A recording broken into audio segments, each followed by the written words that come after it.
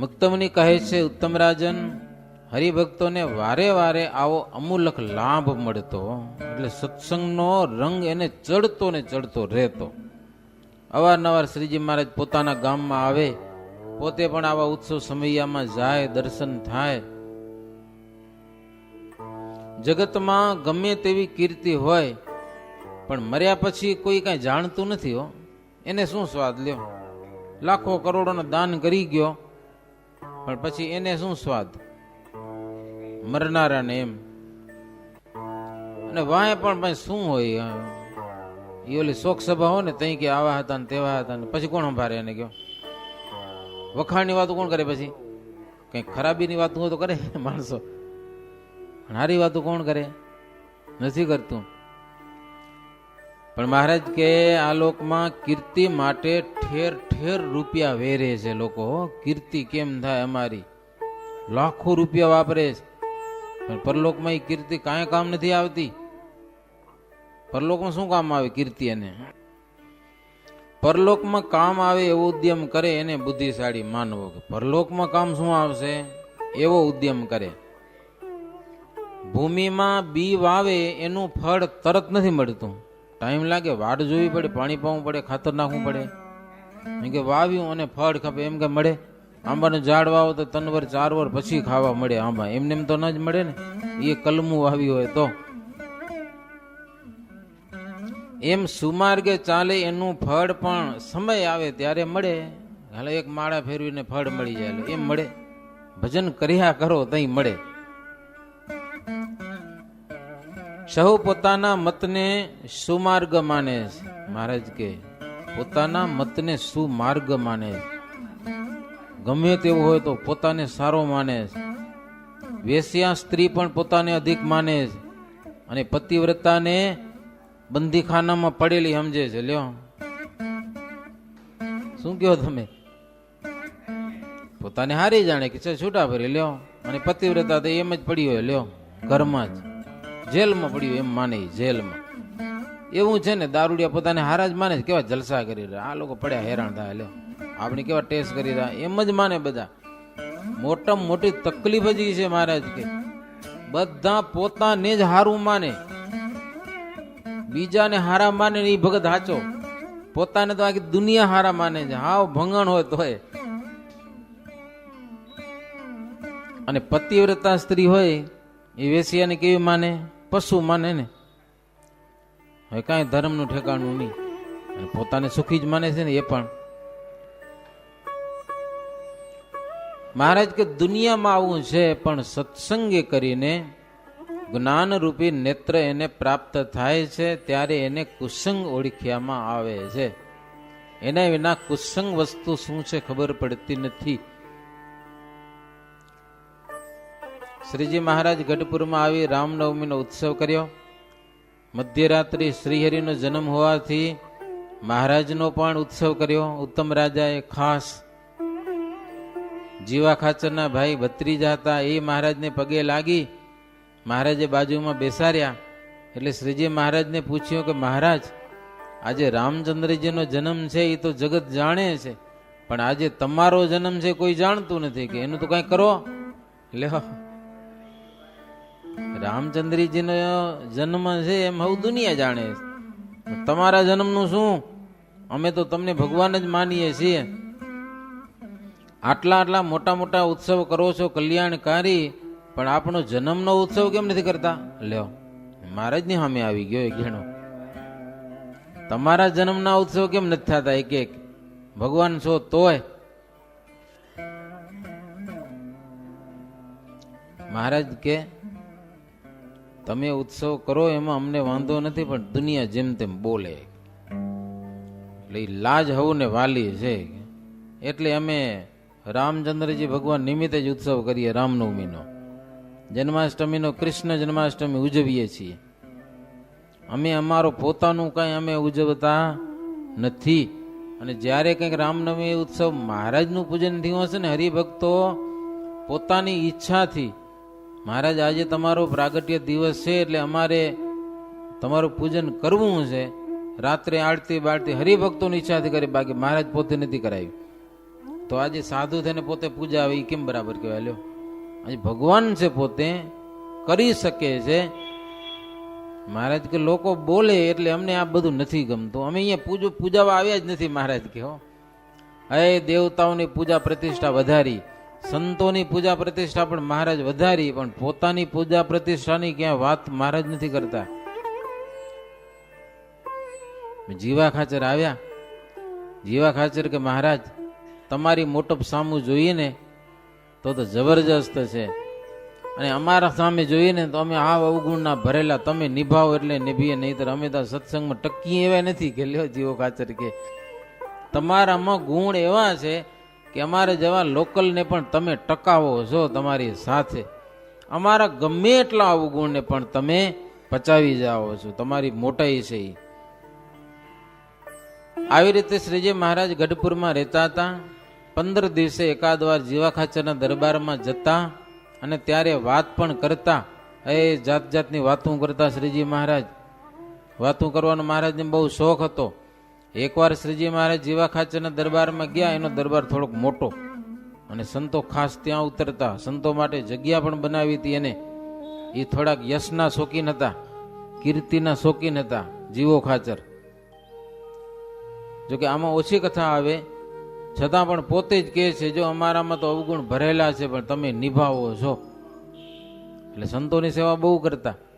ક્યારેક આડીઅવળી વાતો એની આવે કેટલીક, પણ સંતોને નિભાવતા. મહારાજ ભલે ઉત્સવ દાદા ખાચરના દરબારમાં કરે, પણ સંતોના ઉતારા જીવા ખાચરના દરબારમાં થતા મોટે ભાગે. શ્રીજી મહારાજ એકવાર આવીને વાત કરી કે વામનજીનો વિશ્વાસ બલિરાજાએ કર્યો તો ત્રિલોકી લઈ લીધી. લ્યો, શું ફાયદો થયો બલિરાજાને? ખોયું ને બધું.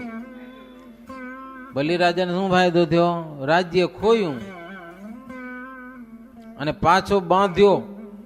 જોકે બલિના ગુરુએ કીધું તું કે એનો વિશ્વાસ ન કરી દે, વિશ્વાસ કરવા જેવો નથી, કપટી છે, કપટી. આ બ્રાહ્મણ નથી કે આ વિષ્ણુ છે તારો શત્રુ, એનો વિશ્વાસ ન કરજે. વામનને એ પ્રમાણે કહ્યું છતાં પણ ગુરુનો ગુણ લીધો નહીં, અને વામને જે પ્રમાણે કહ્યું ને એ પ્રમાણે બલિરાજાએ કર્યું. ગુરુનો વિશ્વાસ તજી અને વામનનો એને વિશ્વાસ કર્યો તો વામને એને પાતાળમાં ખોસી દીધો. પછી વામનને તેમણે કહ્યું કે તમારી રુચિ હોય તેમ કરો. એમ બલીને વામન ભગવાનને બહુ તાવી જોયા છતાં પણ ગુણ જ લેતા રહ્યા.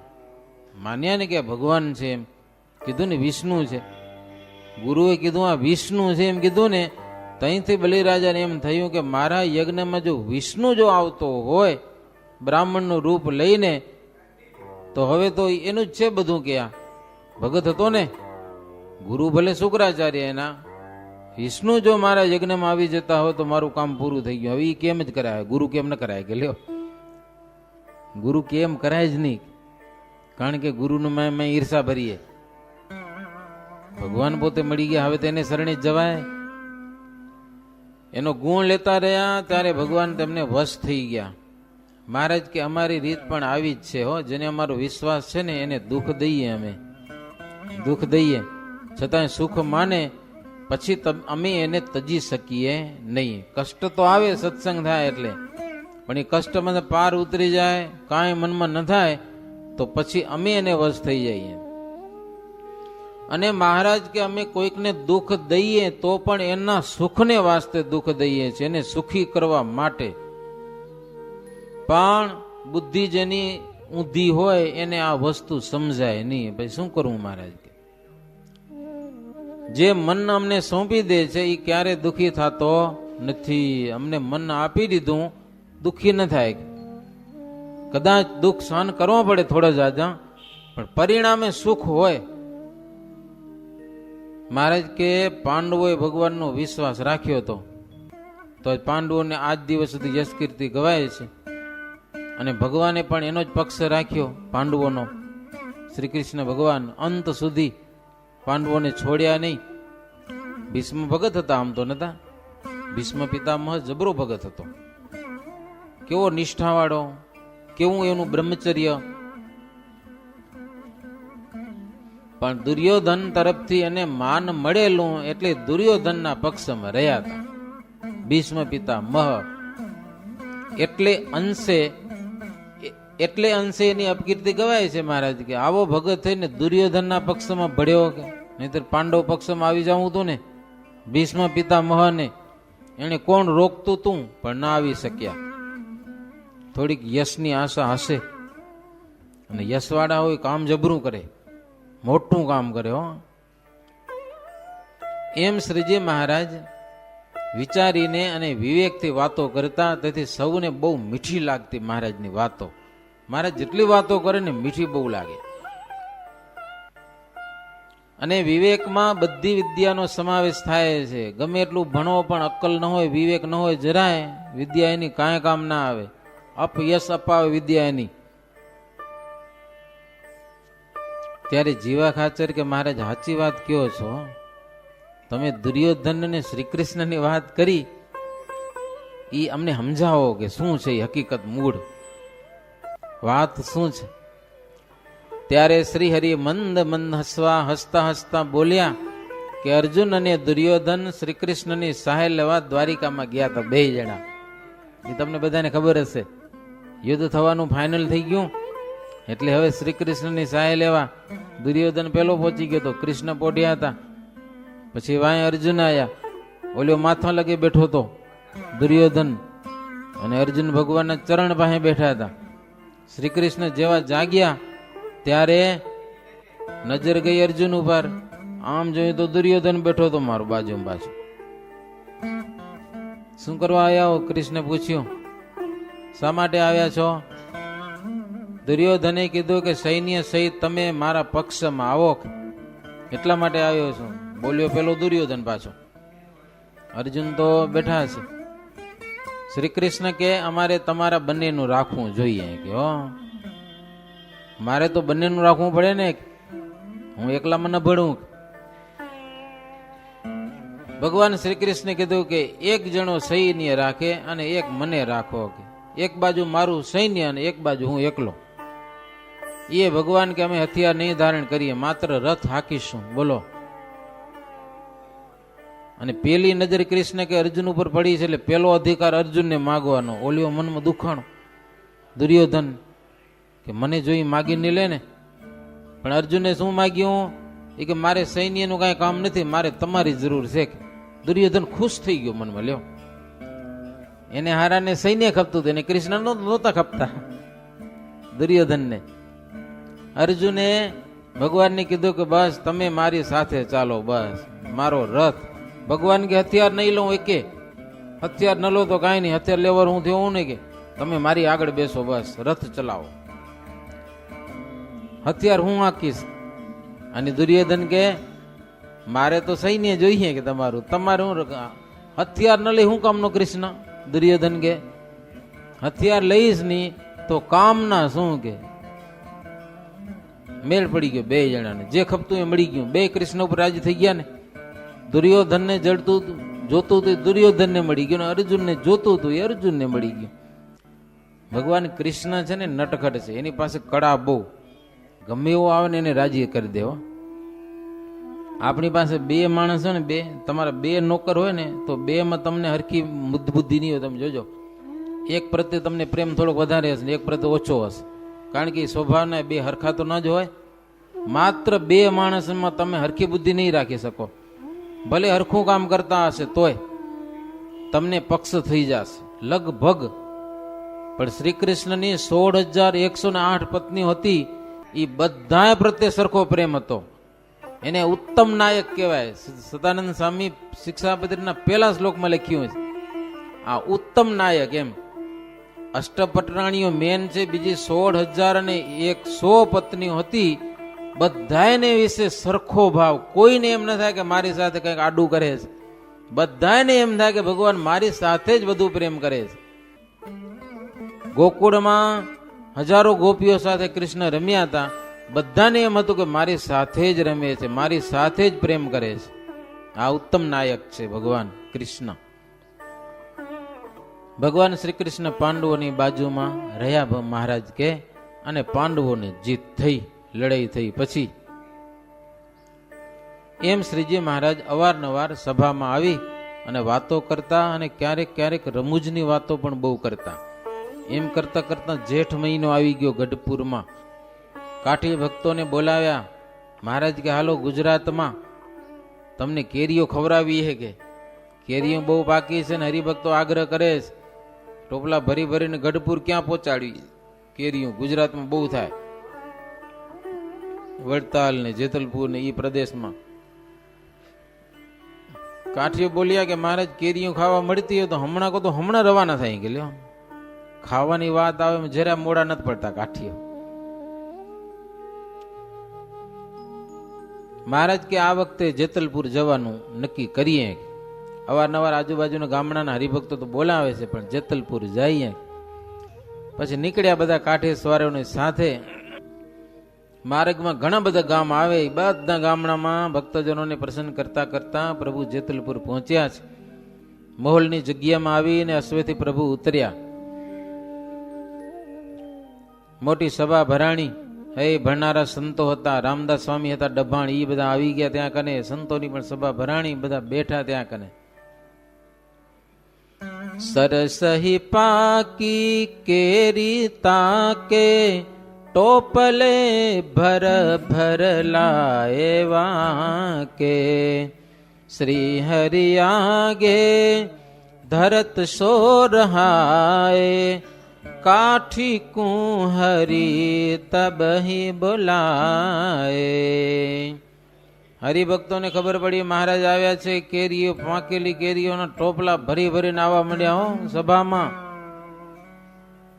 ઢગલા થઈ ગયા કેરીઓના. એટલા માટે જ મહારાજ આવ્યા હતા. ભક્તો કે મહારાજને કેરીઓ જમાડવાની. ઢગલા થઈ ગયા. લ્યો, એવા પ્રેમી હરિભગત પાકી પાકી કેરીઓને લઈ આવ્યા. મહારાજ બધા કાઠીઓને બોલાવ્યા. એક એક ટોપલે કાઠી તાકું, દેવત ભયે તરત હી વાકું. એક એક ટોપલો બધાને જલાવ્યો. ખાવ, તમે તમારી કેરી ખાવા આવ્યા હો ને છેટ કાઠિયાવાડ થી. હરિ કહે એક એક કોર જાઈ, કેરી જે બહું તુમ અબતાઈ. જાઓ મહારાજ કે ટોપલા ઉપાડી જાઓ, એક કોર જઈને ખાઓ, કે કરો લહેર કેરીઓની, પાકી કેરીઓ. મહારાજ કે કેરીઓ જમજો, પણ રસ રોટલીની આજે રસોઈ છે એની જગ્યા રાખજો થોડી. હા હા, નહીં તો મીઠી મીઠી કેરીઓ મળે એમાં પેટ ભરાઈ જાય તો બપોરે જમવાનો ભાવ ન રહે ને, એટલે એટલી જગ્યા રાખજો પેટમાં. પછી સંતો હતા, સંન્યાસીઓ હતા, એ બધાને 10-10 કેરીઓ આપી છે, અને પોતે પણ મારે સભામાં કેરીઓ જમવા માંડ્યા. ભગવાન છે ને શું હોય, લ્યો મહારાજ કે કેરીનો ઉત્સવ. કાઠીઓને તો ટોપલા ભરી સાઈડ થઈ જાવ, ને સભામાં સંતો ભક્તો બધાને 10-10 કેરીઓ મંડો જમવાનું. પોતે પણ જમવા માંડી ગયા મહારાજ. પહેલા જ આવ્યા હતા ને કેરી જમવા માંડ્યા છે.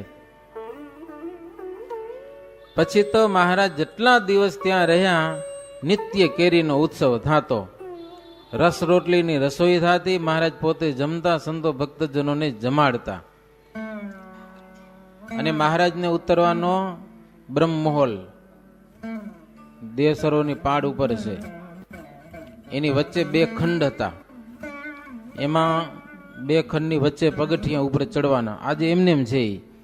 એમાં જે દક્ષિણ બાજુનો ખંડ છે ને, એમાં શ્રીજી મહારાજ પલંગ ઢાળી અને મહારાજ એમાં પોઢતા. મોટે ભાગે શ્રીજી મહારાજ એ દક્ષિણ બાજુના ખંડમાં રોકાતા અને ત્યાં આરામ કરતા.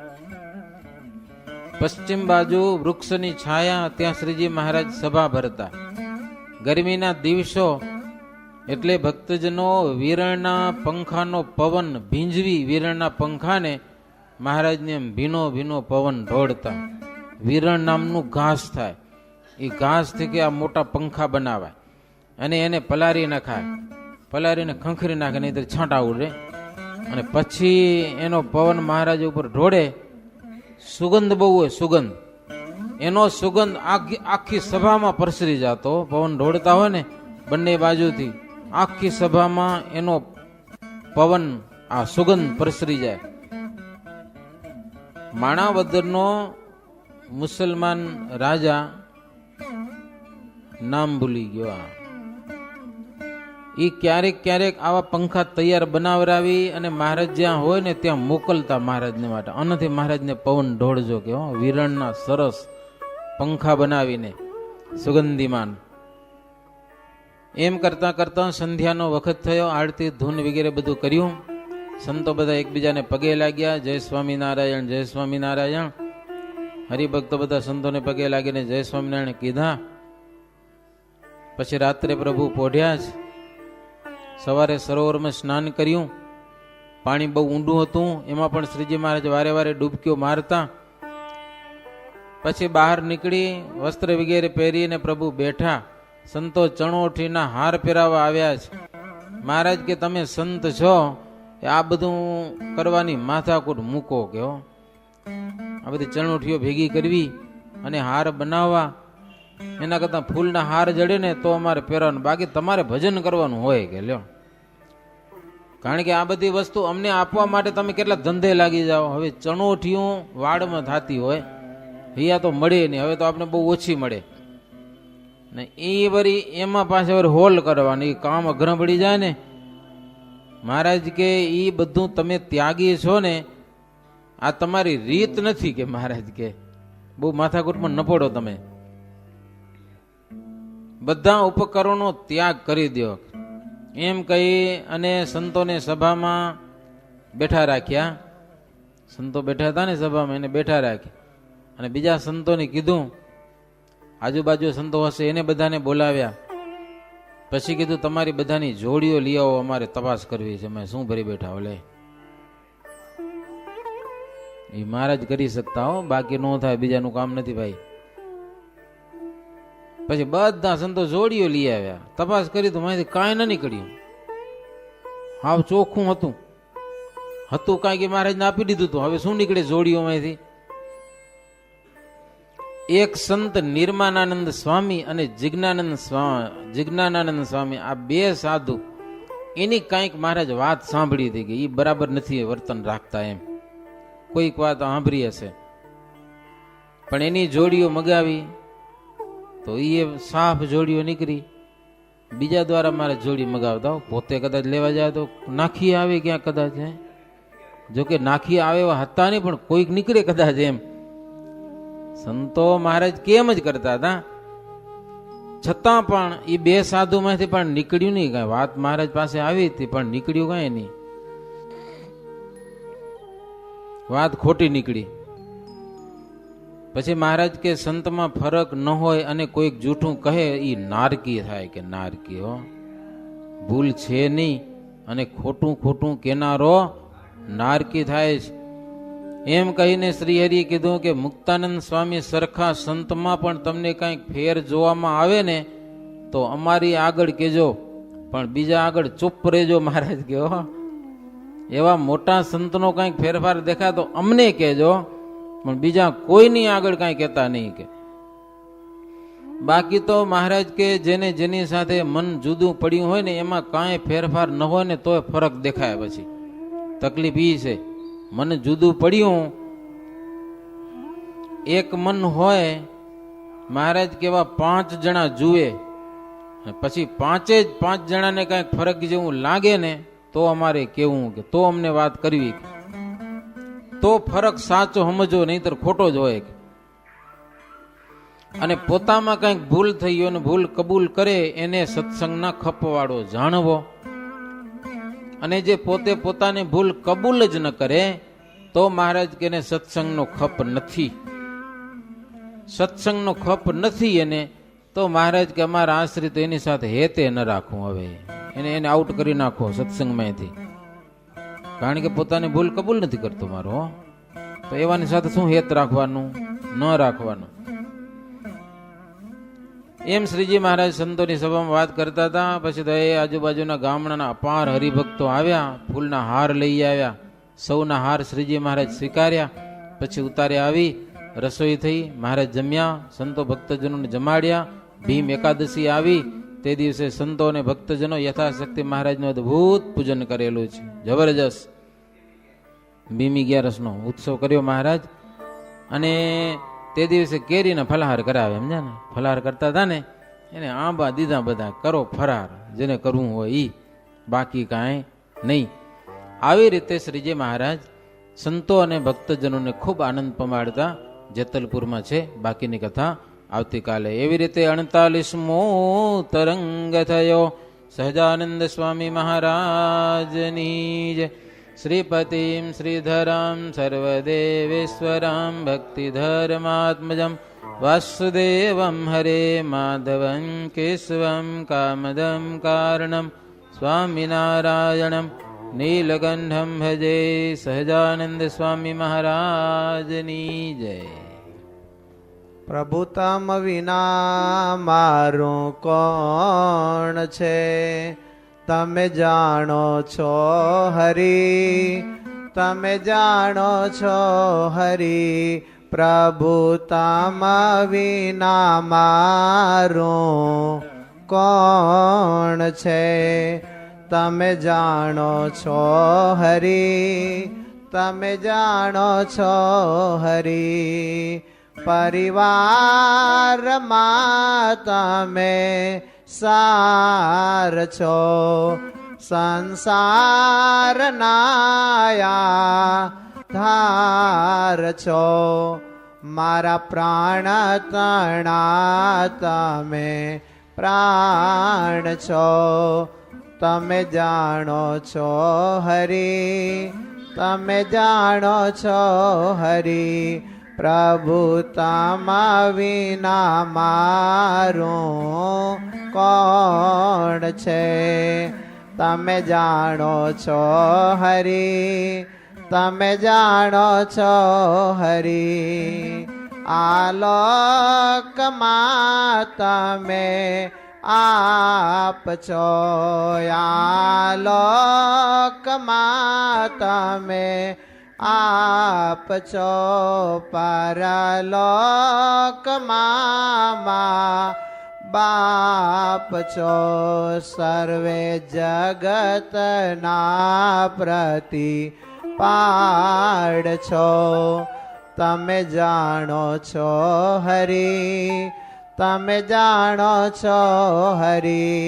પ્રભુ તમ વિના મારું કોણ છે, તમે જાણો છો હરી, તમે જાણો છો હરી. મારી આશા તણી તમે આસ છો, મારી આશા તણી તમે આસ છો. યતિ કોડથી તમે દૂર છો, મંજુ કે સાનંદના નાથ છો. તમે જાણો છો હરી, તમે જાણો છો હરી.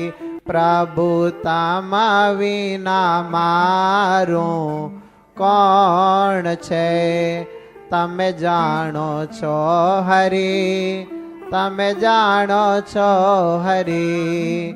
તમે જાણો છો હરી, તમે જાણો છો હરી.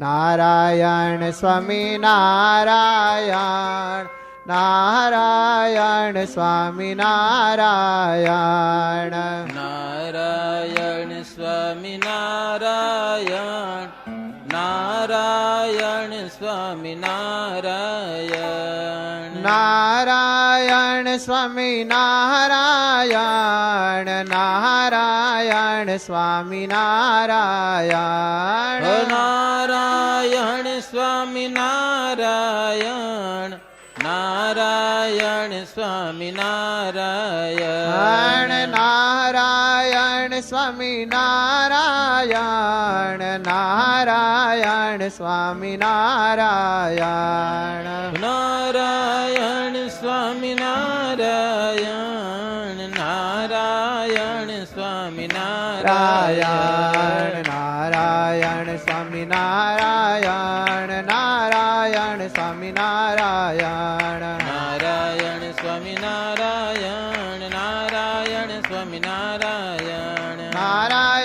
સ્વામી નારાયણ નારાયણ સ્વામી નારાયણ નારાયણ સ્વામી નારાયણ નારાયણ સ્વામી નારાયણ નારાયણ સ્વામી નારાયણ નારાયણ સ્વામી નારાયણ નારાયણ સ્વામી નારાયણ નારાયણ સ્વામી નારાયણ નારાયણ સ્વામી નારાયણ નારાયણ સ્વામી નારાયણ નારાયણ સ્વામી નારાયણ નારાયણ સ્વામી નારાયણ સહજાનંદ સ્વામી મહારાજની જય શ્રી ઘનશ્યામ મહારાજની જય શ્રી સ્વામિનારાયણ ભગવાનની જય શ્રી નરનારાયણ દેવની જય શ્રી રાધા કૃષ્ણ દેવની જય